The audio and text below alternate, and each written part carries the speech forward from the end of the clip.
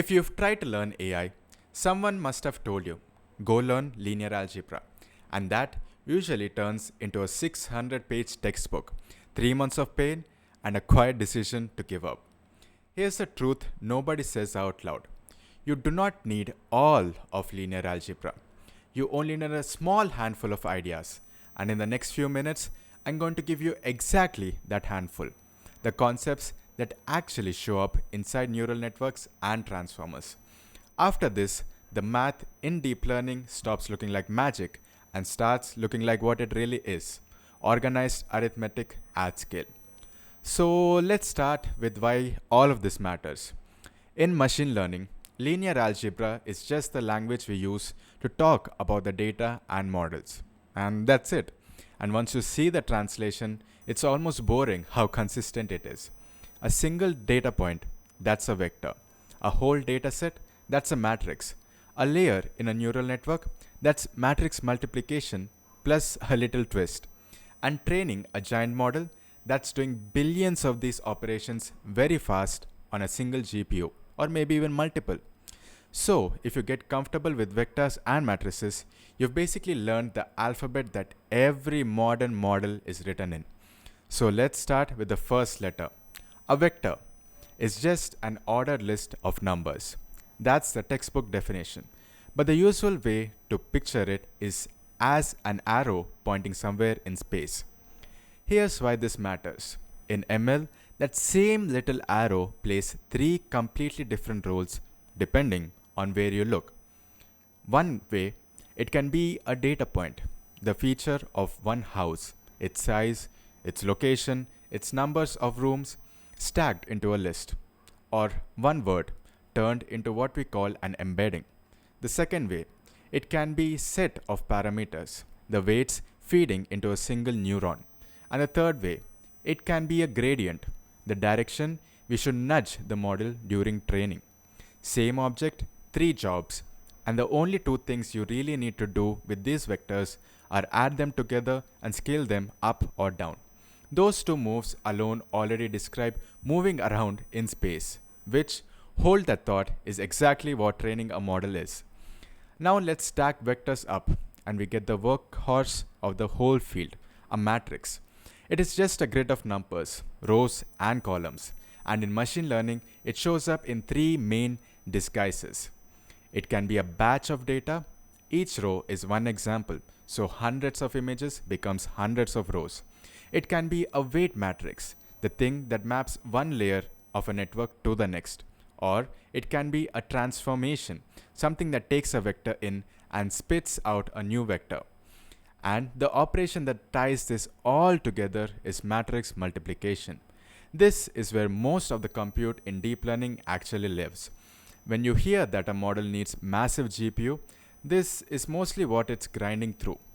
People act like matrix multiplication is scary. Well, it's not. It's just dot products over and over again. So first, what is a dot product? Take 2 lists of numbers, multiply them position by position, then add it all up. One number comes out, and that's it.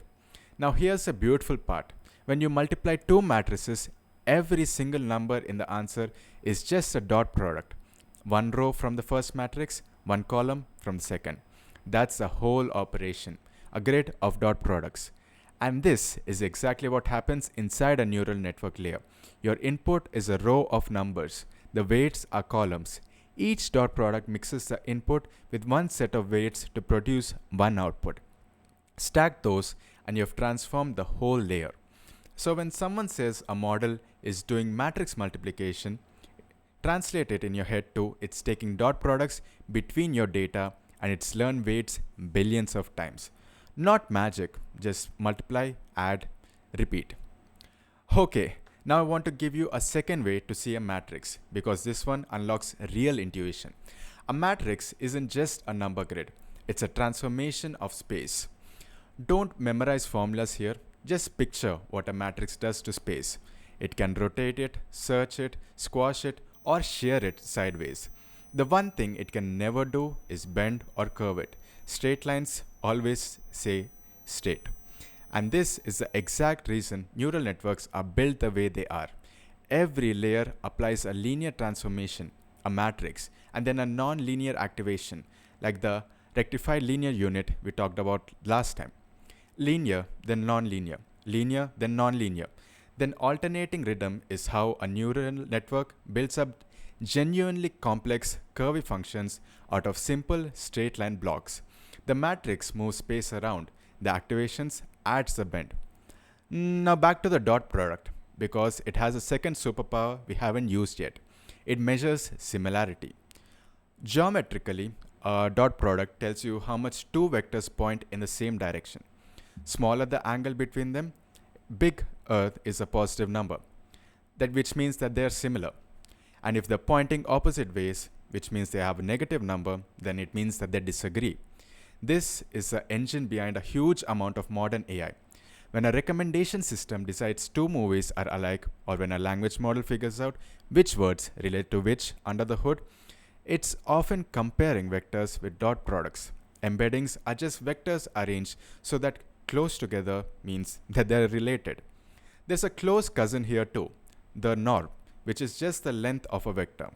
You'll see norms in regularization, in keeping gradients from exploding during training, in measuring distances. But the headline is simple: dot products for similarity, norms for size. Now, let me name you two terms you'll keep on hearing, just so they don't intimidate you later on: eigenvectors and SVD. I'm not going to deep dive into these today. I just want the intuition planted in your head. An eigenvector is a special direction that a transformer only stretches. It doesn't knock it off its line. It just makes it longer or shorter. The amount it stretches is the eigenvalue. That idea is the heart of PCA, principal component analysis, which is how we squeeze high dimensional data down to its most important directions. And SVD, singular vector value decomposition, is a way of breaking any matrix into simpler pieces so you can approximate a huge matrix with a much smaller one. If you've heard of LoRA, the trick for fine-tuning large language models cheaply, this is the math underneath it. We'll come back to both properly in later videos. So let's snap it all back into a real model, because this is where it pays off. Picture a large language model processing a sentence. Each word becomes a vector, an embedding. A batch of words becomes a matrix. Each layer is matrix multiplications plus activations and attention. The thing that makes transformer special is mostly just a pile of dot products between query, key, and value matrices, deciding which word should pay attention to which. When you hear multi-head attention, don't panic. Mentally unpack it. We take the same input vectors, project them with different weight matrices, compute dot products to score how related things are, then recombine. Every piece of that is something that you now understand. Vectors, matrices, dot products, that's that entire toolkit, and that's the payoff I promised. If you understand vectors, matrices, matrix multiplication, dot products, norms, and this idea of a matrix as a transformation of space, you're already have about 80% of linear algebra you'll ever use in your day-to-day life in machine learning. The textbook has the other 20%, and you can pick it up exactly when a model forces you to. So a quick recap, the stuff to actually keep. Vectors are data, parameters and gradients, lists of numbers or arrows in space. Matrices are batches, weights and transformations.